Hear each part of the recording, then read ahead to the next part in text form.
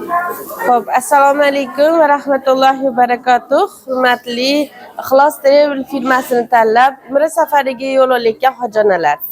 Avvalambor Ixlos Travel firmasi, ya'ni davlat ishongan firmani tanlab, bizni tanlaganingiz uchun katta rahmat. Allohim qilayotgan safarlarni bexatar, ibodatlaringizni dargohida qabul qilsin. Avvalambor bu suhbat alohida ayollar uchun, shuning uchun shunday sizlarni o'zingizlarga qarab suhbat o'tkazyapman. Chunki ikki haramda ayollar uchun namoz o'qish bizning mazhabda namoz o'qishni tartibida farqi bor. Chunki bizning mazhabda masjidlarda namoz o'qilmaydi. Ayollar masjidda namoz o'qilmaydi, erkaklar o'qiydi, biladi. Shuning uchun birinchi o'rinda ibodatni eng muhimi namoz bo'lgandan keyin namoz haqida ozgincha tushuncha berib qo'yamiz. Ayol 50 boshimiz bo'ladi, ayollar xizmat qiladi, billa borib billa keladi. Undan tashqari men sizlarga ozgina tushuncha berib qo'yaman. Avvalambor men sizlarga bomdod namozi misolida tushuntiraman. Bomdod namozi oldin Madina Munavvarada, Makka Mukarramada namozlarga azon 6 vaqt aytiladi. 6 vaqt azon aytiladi. Ya'ni O'zbekistonda 5 vaqt aytilsa, u yerda 6 vaqt. Nima uchun? Tahajjudda ham azoni bor.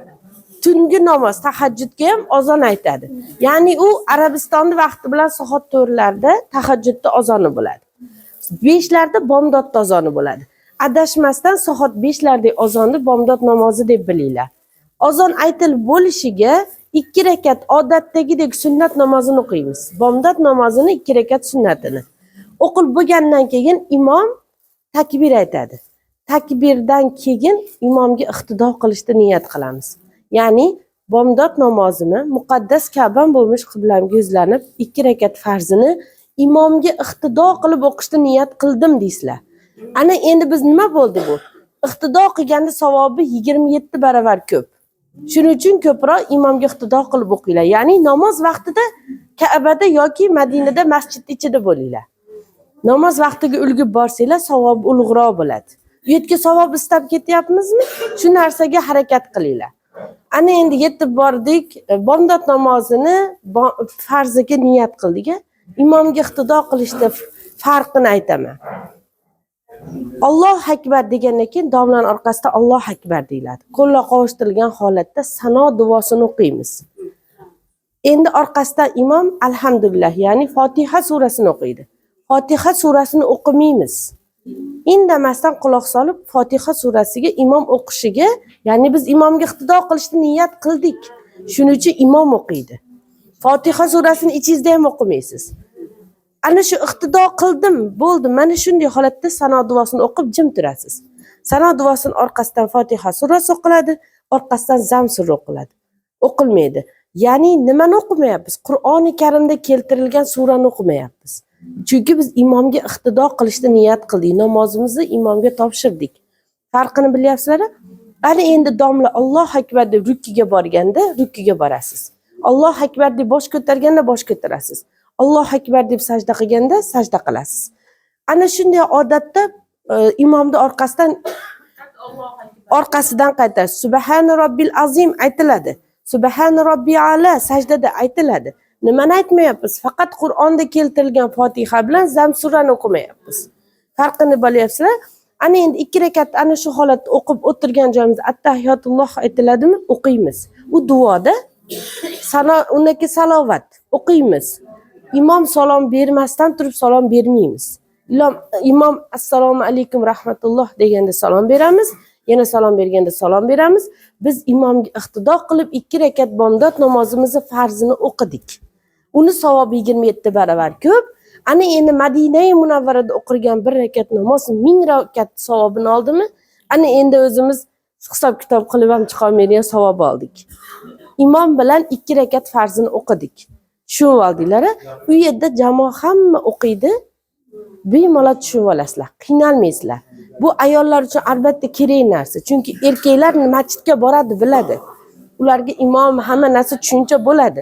Lekin mana shu tartibda endi peshinda ham, asrda ham, shomda ham, xuftonda ham imomga ulgib qolsanglar, farziga iqtido qilasizlar. Sunnatini ixtiyoriy o'zingizlar o'qiysizlar. Tushunib oldinglar? Ana endi biz imomga ulgurmadik. O'zimiz asr namoz vaqtiga yetib bordik. Endi siz 4 rakatli namozingizni 2 rakat qasr qilasiz. Chunki siz muqim emas, musofirsiz. Lekin imom bilan o'qisangiz, to'liq o'qiysiz. O'zimiz xohlasak o'qiymiz. Nimani? 4 rakat. Ana mana qarang. Imomga ulgurmadik, imom o'qib bo'ldi. Siz o'zingiz peshinga bordingiz, imom o'qib bo'ldi. 4 rakat sunnat o'qiysiz, 4 rakat farzingizni 2 rakat qasr deb o'qiysiz. Ya'ni orqasida 2 rakat sunnatni to'liq o'qiysiz.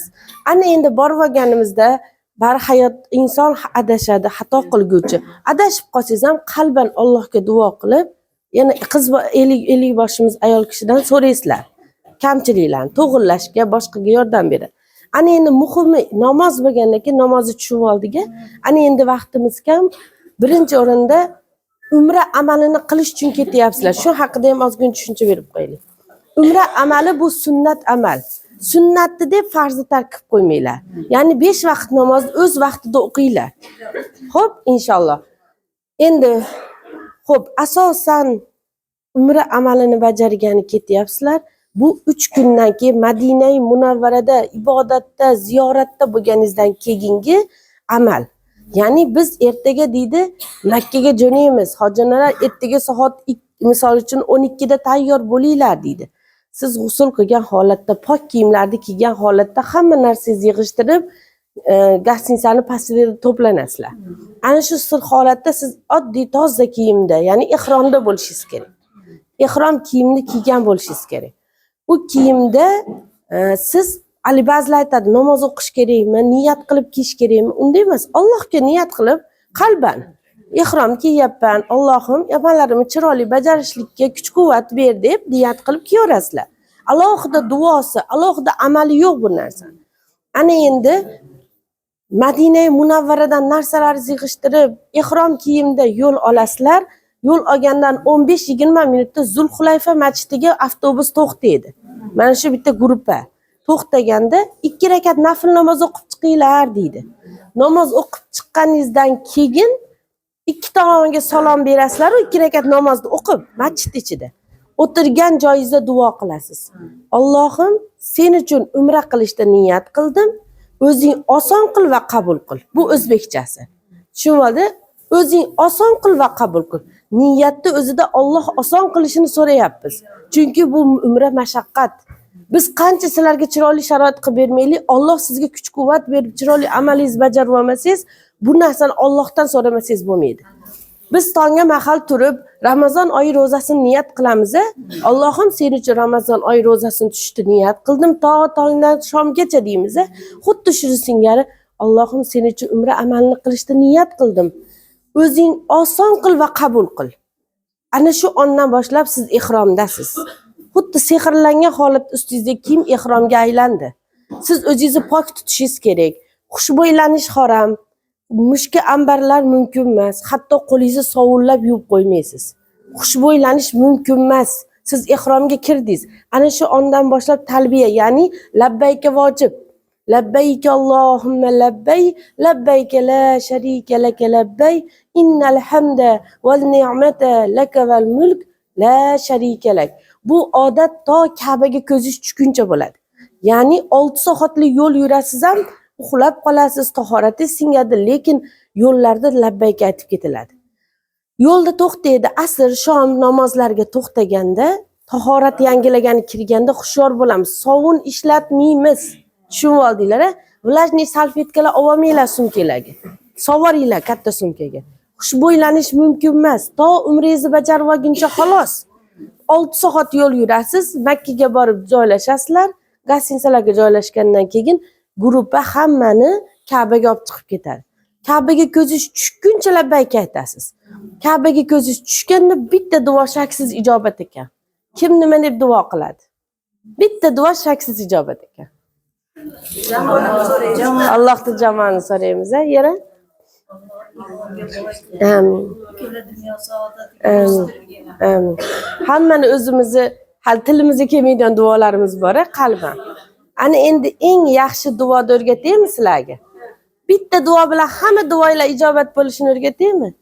Ka'baga ko'zingiz tushganda bismillah Allohu akbar. Allohim duolari ijobat bo'ladigan bandalardan qilding, to o'lgunizcha hamma duoingiz ijobat. Inshaalloh. Hattoki aytadi ulamolar, qarg'ab qo'ysam o'tib qolar ekan. Chunki biz bir ko'rishda duo ijobat bo'ladigan onda duolari ijobat bo'ladigan bandalardan qil deb so'rab qo'ydik-da Alloh taolodan. Ana shu narsaga ahamiyatli bo'lib, hamma o'zi uchun ibodati. Xushyor bo'lib, Alloh taologa ming hayajon bilan Allohning baytiga kirib borayotganingizda mana shu duoda aytinglar. Inshaalloh nima so'raysiz Alloh beradi. Allohim duolari ijobat bo'ladigan bandalardan qil. Hamma duoingiz ijobat. Ana shu narsani esingizda qolsin, bitta duo qilyapsiz. Duoingiz ijobat bo'lishini so'rayapsiz. Ana sizga hamma duoingiz ijobat. Ana endi so'ravering, Ka'bani aylanganda alohida o'zini duosi yo'q. Alloh bilan yuzmingiz bo'lib nima so'raysiz so'rang. 7 marta aylanganda u sizni haligi nima qilishni bilmaganlar uchun qilib qo'ygan. Kitobga qaramasdan qalban qilgan duo yaxshi. Eng yaxshisi qalban qilingan duo. Duolarda eng afzali Robbana.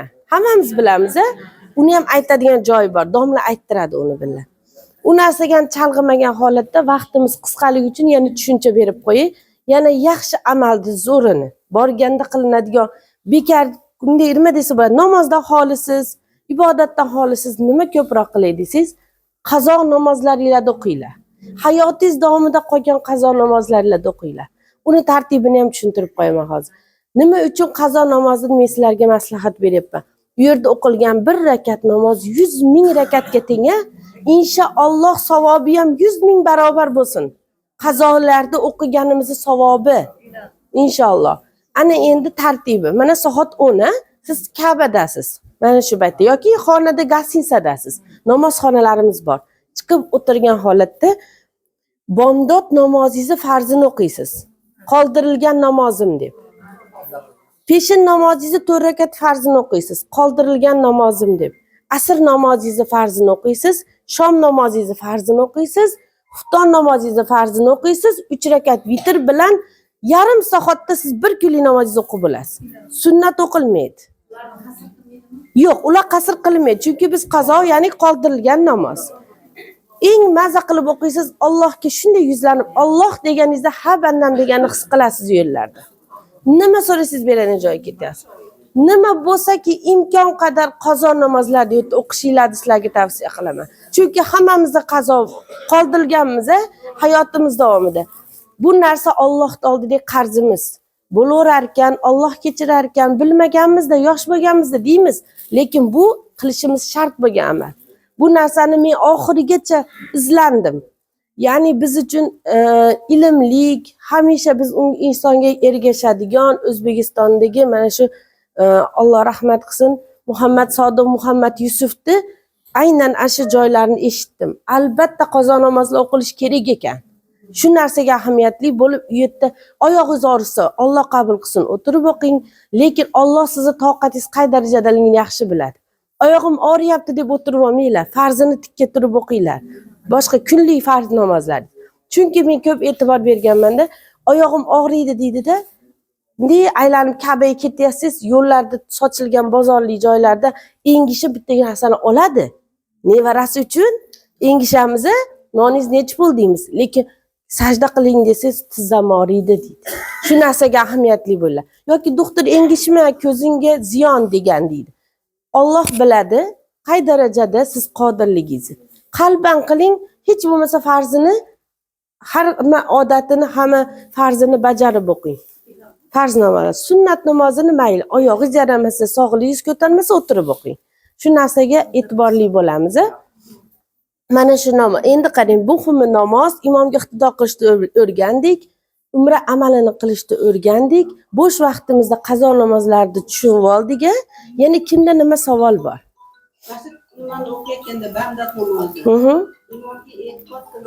Imomga iqtido qildik.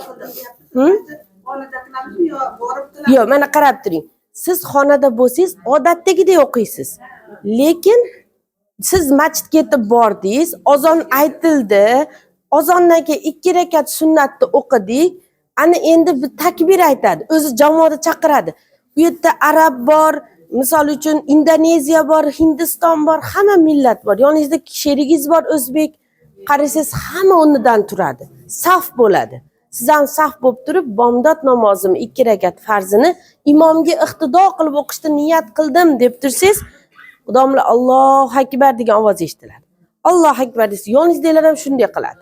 Bizda mazhabda ayollar masjidga bormagani uchun bilmaydi. Lekin u yerda albatta nasib qilsa iqtido qilishdi, ya'ni ana shu namoz vaqtida shu yerda bo'ling. Namoz vaqtida shu yerda bo'linglar.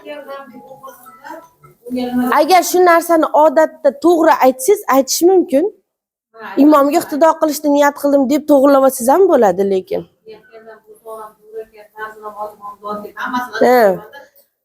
Endi u narsani o'zingiz uchun u narsani ham mana avval ba'zilar aytadi. Oxirgisi deb o'qishim kerak ekan. Qazolarim o'qiyotganda deydi. Alloh o'zi bilguvchi, siz qalban qazoni o'qiyapsizmi? Qazo deying. Endi siz aytgan narsaga tojikchalab niyat qilishda xohlasangiz, shu narsani o'zingiz bilamiz-ku mana. Hozir aytgandek bomdodda yo peshinda niyat qilyapsiz. O'zbekchalab imomga iqtido qilayotganingizda o'zingiz tushunishingiz uchun shunday qilib olavering.